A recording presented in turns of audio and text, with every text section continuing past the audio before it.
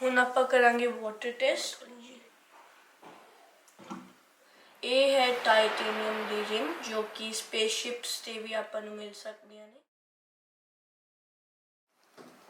ਤੇ different languages ਚ hello ਬੋਲ ਰਿਹਾ ਹੈ। Hello guys, welcome back to my channel explorer Uday.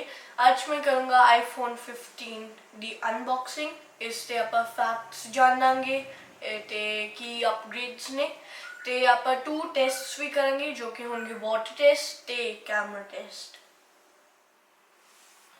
Let's unbox करने हुन आप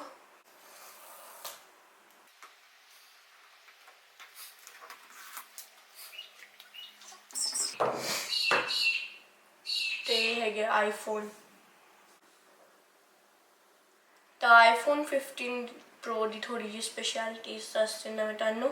ये है टाइटेनियम की स्पेसशिप्स ते भी आपां नू मिल सकदियां ने ते ये जिहड़ा बटन है इहदे नाल आपां साइलेंट ते अनसाइलेंट भी कर सकदे हां।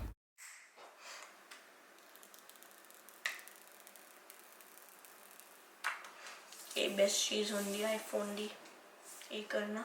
आईफोन 15 प्रो है, इस दे काफ़ी कलर्स ने जिन्ना चो ये है नैचुरल टाइटेनियम ते बाकी कलर्स ने black titanium, white titanium, blue titanium ते नैचुरल टाइटेनियम जो कि ये है। तो इसकी storage capacity 128 GB, 256 GB, 512 GB या फिर 1 TB भी हो सकती है। ते वाला है 256 GB।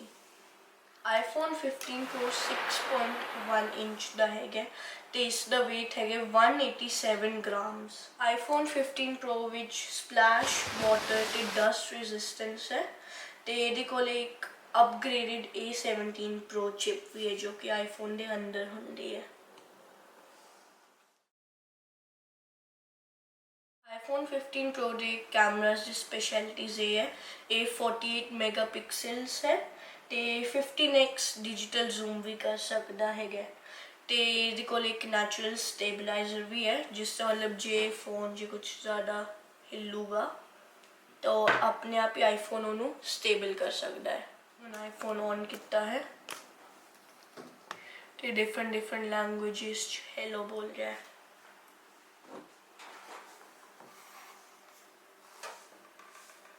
हम इतने आप लैंग्वेज चूज कर सकते हैं जिमें कि इंग्लिश।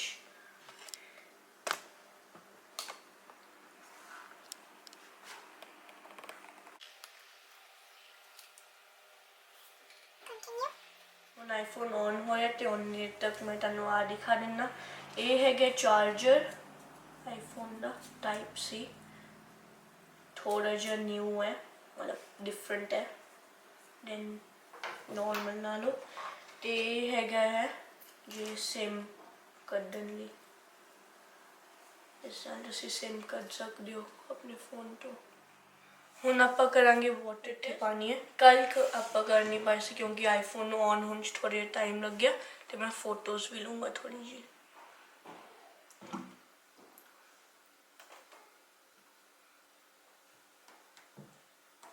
वेल स्क्रीन तो हो नहीं रही पर हुण आपां निकाल लेंगे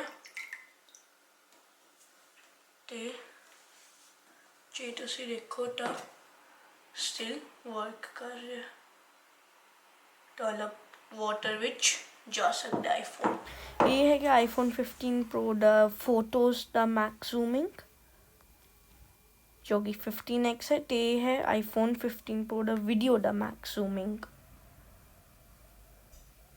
हुण आपां कंपेयर करेंगे आईफोन 14 प्रो मैक्स नाल ते फोटो दा मैक्स ते वीडियो दा। तुहानू लग रहा है वो भी मैक्स सेम ही है पर एक्चुअली मैक्स आईफोन 15 है थोड़ा जिहा ज़्यादा है तो ओदी क्लियरिटी काफ़ी ज़्यादा है। जे तुसीं क्लिपिंग्स देखी सीगी आईफोन 15 ते आईफोन 14 प्रो मैक्स दियां सीगियां। वैसे उन्हों का जूम सेम ही सीगा, आईफोन 15 का थोड़ा जिहा ज़्यादा सी, ऑलमोस्ट 15x ते 9x ही सी दोनों का। तो क्वालिटी पर आईफोन 15 प्रो की ज़्यादा अच्छी है। तो हाँ इस वीडियो लिए इन्ना ही। वाटर टेस्ट में मैंने बहुत मज़ा आया तो मैं स्केर्ड भी सीगा। हाँ इस वीडियो इन्ना ही। जे तुहानू वीडियो अच्छी लगी तो लाइक शेयर सब्सक्राइब जरूर करो तो मैं तुहानू अपनी नेक्स्ट वीडियो मिलूँगा। होने तक बाय बाय, जय हिंद।